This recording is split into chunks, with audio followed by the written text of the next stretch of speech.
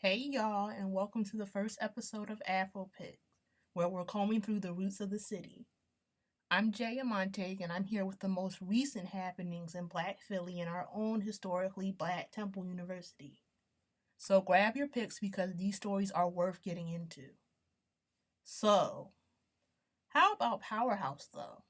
Powerhouse was on the 27th, so last Friday, in case you were wondering, and this year's lineup included Philly's own Meek Mill and Lil Uzi Vert, Travis Scott, Migos, Cardi B, Playboy Carter, YFN Lucci, and Rico Havoc.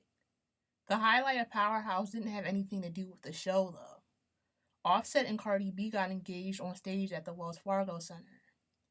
A Billboard article recently did a timeline of their relationship, and with positivity comes a counter reaction. Black Twitter is an amazing place to be, but it can also be the worst. There are some rumors going on that say that the engagement was a stunt and that it's not going to last. With hip hop culture being the way that it is in the media, I think that our community needs to see more Black love expressed openly. The Growing Racial and Ethnic Divide in U.S. Marriage Patterns, an article from the National Institutes of Health, shows that Black women and men are less likely to get married than other races.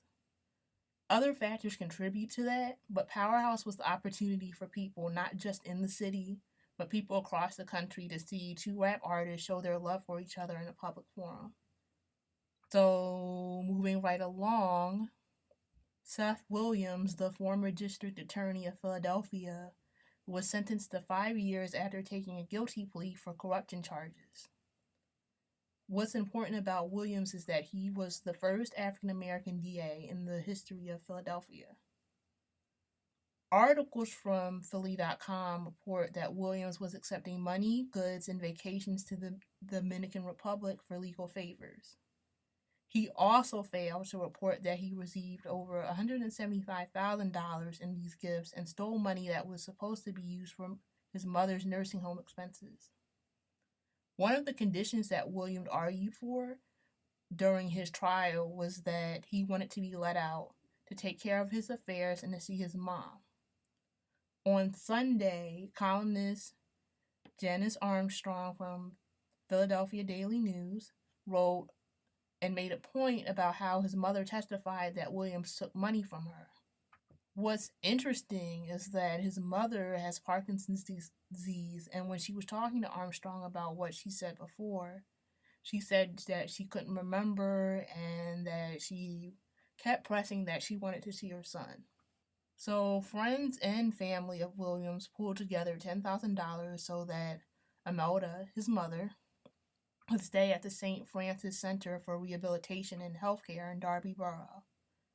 The center said that Seth Williams owed the facility $13,000 for his mother and that instead of going after Williams, they wrote the missing money off as a bad debt.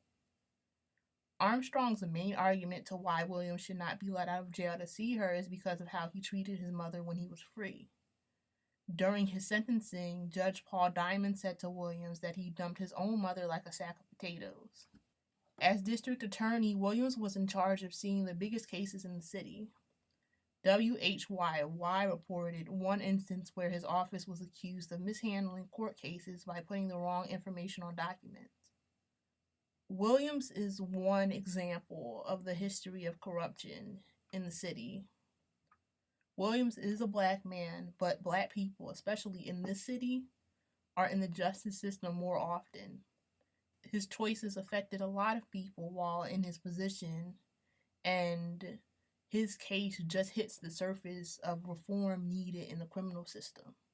So, continuing on with the theme of money and officials, Rodney Muhammad, the president of the Philadelphia chapter of the NAACP, told the Philadelphia Tribune that he has nothing to hide. Muhammad was reported to have received $25,000 from Mayor Jim Kenney's Political Action Committee. The NAACP is a civil rights organization but exists as a nonprofit, which doesn't sit right with a lot of people that their president is taking money from the mayor. Muhammad acknowledged that he received the money for working to get Kenney reelected in 2019 and that his check was addressed to his real name, Rodney Carpenter. The NAACP also believes in not picking a side politically as an organization, so some feel that Muhammad is using his position of power to push the city's chapter into being a political entity. Someone that previously worked with Muhammad was attorney Michael Cord, and he told the Tribune that Minister Muhammad has always been actively supportive of my relentless pro-black activism. However, its national office, which has an indisputably great history, currently ties his and all other local branch leaders' hands with its outdated, timid, and corporate-sponsored approach to dealing with today's systemic racism. I think that this story shows how important being open and transparent is. Muhammad did say that he helped as an individual outside of the NAACP, but it's really easy to blur those lines when you're, again, in a position of power. Some people think it's effective to work from the inside to get to the outside, to the end goal, which is equality for Black people and other people of color. Some people want to put their foot on the grass and do the work from the outside, which is all fine. Black people are a collective, and collective thought is why Muhammad was elected as president. So Muhammad acting outside of the interests of his organization shows that his followers and people that believe in him, that he's not afraid to go out of what his organization believes. So this next story is outside of the city, but it shares similarities to the incident on campus where someone left a banana on the door handle of these African American girls on a floor in Morgan Hall. So Chennel Rowe is a Black student at the University of Hartford in Connecticut, and her white roommate, Brianna Brishu, is being charged with criminal mischief for things like wiping her used tampon on Rowe's backpack. Brishu supposedly wrote on Instagram, "Finally did it.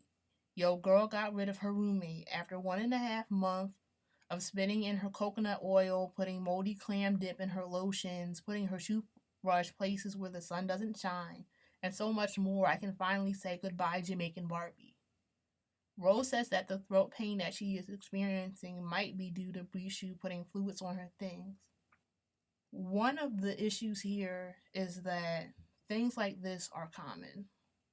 Schools like Temple and the University of Hartford are PWIs, and one of the unwritten rules for being a Black person, especially for Black women in a PWI, is being forced to be comfortable with the uncomfortable. Rowe and other people of color on college campuses go through this because people don't see our humanity. Black people are the entirety of their experiences wherever they go because we are seen as one group, like the Blacks. And white people think that things like this are okay, and they're not. So with all of the hard news out of the way, our final story of the day leaves on a good note. So, Do-Rag Day is becoming a thing on campuses across the country. Last Monday, sponsored by clubs like Campus Curls and the progressive NAACP, Temple had its own Do-Rag Day at the Bell Tower. Delaware State used their Do-Rag Day to advocate for campus safety at other HBCUs. Do-Rag Day is a much-needed response to the stigma that we get about our hair. Do-rags and bonnets didn't start out as a trend in the eyes of mainstream media. The original use of the do-rag started in the 19th century when slaves had to tie their hair back while working. Many of the hair trends that exist in the Black community have a meaning and have a long line of history behind it. "Don't touch my hair" is a real thing because my hair is my hair. It's not yours to touch, to go through, even though it is AfroPicks.